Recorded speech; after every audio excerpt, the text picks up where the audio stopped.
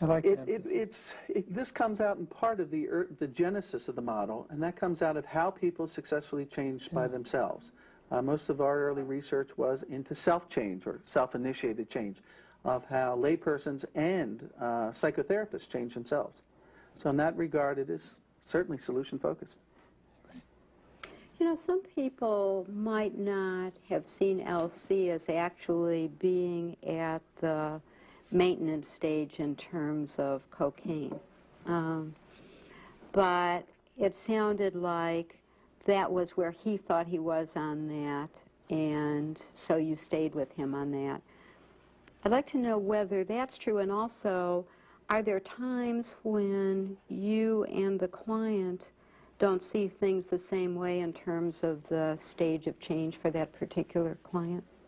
That certainly does occur, and one of my opening questions is, if I have a thought come into my mind, how would you like me to express it? And much to LC's credit, he said, just kind of blurt it out. And then, of course, I always check, would you be able to tell me if you disagree? Yeah. Some people, through passivity or deferring to an authority figure, just won't say anything back. If I thought, for example, he was still using, or if there was contradictory information off of a blood test or a breathalyzer or something, I would immediately share that with him, prefaced with, I'm respecting our relationship and that I have something on my mind, I'd just like to bring it up. And we hope we can do that in a therapeutic, not a shame-based way. Good. I thought that one of the key moments in this role play, excuse me, was when you asked him what he would substitute for the drinking. And he began to share some ideas that he had about the construction business and about working with kids. And I could see a shift in him, and it spoke to me about the energy around hopefulness versus hopelessness. But I was thinking that these plans that he had were kind of long-term, especially in terms of working with the kids when he connected it with education, which can take a long time. And I was wondering if he were working with you, would you connect him with some maybe volunteer situation or something like that where he can start to connect with kids and work with kids now to get him on that road? I would connect him if he thought that's where he wanted to be. I also had that sense, which is part related to the stage one is at. In contemplation, we really do work up the energy, but we don't have the specific plans. I mentioned sort of a secret fantasy at the moment. Working with a procrastinator, I may pick up the phone and ask him to make a connection right there to help him get started and have him do it. There's nothing like that mastery experience in session to help someone. That would be a possibility, whether helping him connect with an organization that works with children, or more frequently with his nieces and nephews, or as a reading tutor because he likes, or whatever else he may do. But the living comes in literally the living, not the planning. But right now, it is a long-term plan, and he's, I think, struggling with the priorities and whether he should be doing the contracting or working with children or education. That is perfectly characteristic of contemplation, generation of alternatives, and it would probably take a few more sessions for him to decide which path he wants to travel soonest.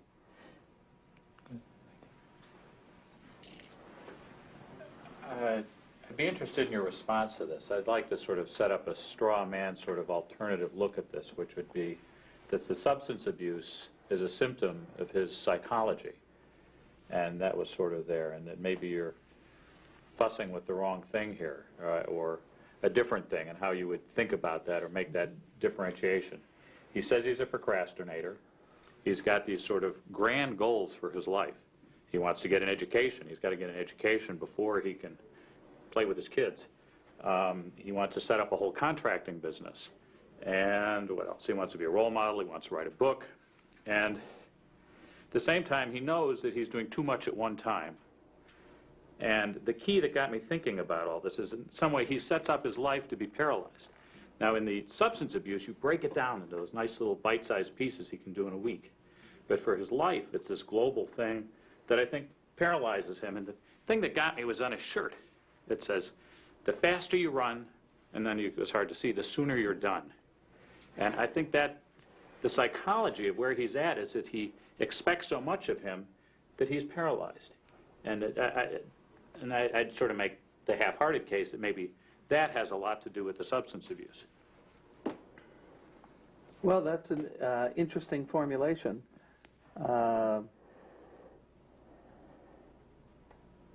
think if I had such a thought after a session or two, I would share that with LC. Right now, I'm thinking, that's pretty convincing to me. The question is whether it's convincing to LC or if it would be helpful. So I think I would come back and actually share that with LC and see if this is part of the larger fabric of his psychological life. I guess I hear some of his contemplation plans as not so grandiose. He was very clear that he wanted a small contracting business. It wouldn't make much money. One day, I have 8 rooms to paint now at my brother's. I don't hear him saying, I'm going back to get a doctorate. He knew how much work that was, just to go back somewhat. And playing with his kids is what he wanted to do now. He didn't mention anything long-term about that. And in that kind of hopefulness of I'm throwing out ideas and I'm not committing to any of them because I know I shouldn't do too much, and pushy therapists shouldn't be asking him to do too much, I think he's just marching along quite nicely. As you say that, I certainly hold out the possibility, if I meet with him a few more times, that he would come back and say, you know, none of that's coming together, in which case we would help him put it down into, say, the bite size so that he can march step by step on the long path. He's also a man who's trying to make up for lost time. I admire such courage. I hope it's not false pipe dreams, though it may well be. But he certainly has enough experience over the last few years to tell me he's a man capable of more than he has currently experienced. Dr. Norcross, do you in your practice deal with mandated plans, court mandated or otherwise? Yes? How do you deal with the controversy or inconsistency between what the mandating source, the court, for example, wants of the client? They want to see certain changes in the client's behavior. Yes. The client, on the other hand, sees the picture totally differently.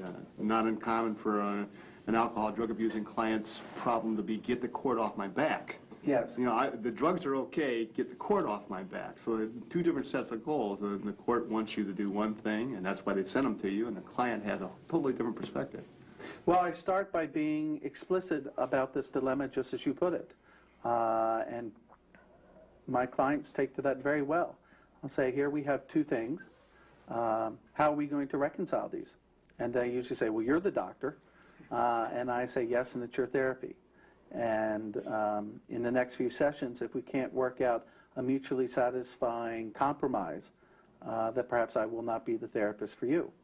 I find it very difficult to unilaterally impose my judgment or the court's judgment onto someone unless that is truly an emergency situation. As soon as I say that, people relax. In fact, it's one of the amazing things about pre-contemplators. I sometimes side up to them, as I would do to Judy, and kind of almost in conspiratorial language say, now if it's just between you and me and no one else is around, is your drinking really a problem for you if you didn't have to change? If you could just say that and wouldn't have to change and no one would yell at you, could you admit it's a problem? They almost always say yes, 50% of the time. And I say, well, why don't you say yes when the judge or your wife or your boss asks you? And they always say, because they'll be on me relentlessly to change tomorrow. Mm-hmm. The moment I say I have a problem, they'll have me up in detox and rehab. I don't want to go. And I say, well, if in here you could admit it's a problem, could we at least talk about it that way without feeling pushed to change all the time? In over half the cases, people say, sure. And I'll say, now, I do hope eventually that we'll be moving you along there, but we'll do so at your pace and at your comfort level.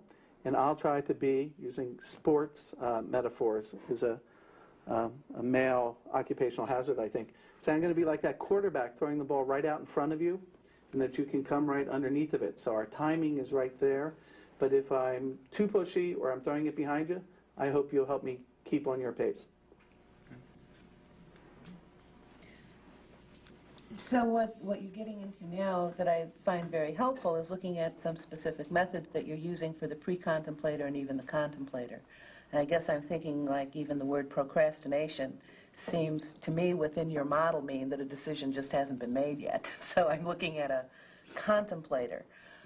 Could you go back and address a little bit more, because most of the people that do present are pre-contemplators or contemplators, some of the methods that you do use that are non-confrontational because the confrontation isn't working in Yes. setting up. Well, I like how you put that. I do believe our methods are direct and explicit and honest, but not confrontational. I think we've already set this up. Either you're going to sort of hide things from the client, or you're going to come out and beat them over the head with it. I think it's a matter of honest sharing and working out a collaborative relationship in which when things pop up in my head or their head, they go ahead and do it. For example, Elsie corrected me once. The first time a patient does that, I tried to immediately say, thank you. You caught me. This is how it works. The research shows that there are some strategies or processes of change that work much better with contemplation and pre-contemplation. It is consciousness raising in all its various ways of getting information, combining that with some form of emotional arousal, and instead of my imposing, here's what would get me upset on you, let's find what's going to work best for you. His being with his children brings moisture to his eyes. That's emotional arousal. And then that self-reevaluation process, which he may in fact confuse with procrastination, that remains to be seen. I see lots of men who, if they have an idea and don't put it into action, say, I'm a procrastinator, when I suspect equally valid would be the perspective that they could simply call it, I'm idea generating. I don't have to act on every idea. So those processes of gathering information, integrating it with a real emotional or dramatic push, and then reevaluating yourself, moving into the commitment enhancing techniques in a collaborative way is how we move people stage by stage into preparation and then action. In preparation and action, is your role primarily to help them come up with realistic alternatives and to reinforce what they're doing, or what's your focus there? Well, the focus can be on what the action plan is. Sometimes it requires more information and emotions about themselves, their defenses. This gentleman's question in part gets to that. This isn't only about disorders. We are treating, indeed, people, meeting with them. So if he needs information and self-reevaluation and emotional catalysts for helping him understand his own functioning, that in fact becomes the focus of therapy. In brief therapy, it's obviously a little more efficient and cost-effective to work at the more behavioral and cognitive immediately within a relational stance. If that's unsuccessful, then we do in fact move down more to that intrapersonal or intrapsychic level. And in maintenance also, you spent time with LC dealing with the maintenance of the change that he had already made regarding cocaine. Really, when you look at addictive behaviors, it's all about maintenance, isn't it? In terms of just that long, hard work of maintaining the change. Relapse prevention, in a way, is not the right way to look at that because it's more medical. Yes. With maintenance, is the way that you worked with him pretty typical of the kinds of things that you would do? Yes. We would assess his confidence, which in the literature is technically called self-efficacy. We would review what he is doing as healthy substitutes. We would try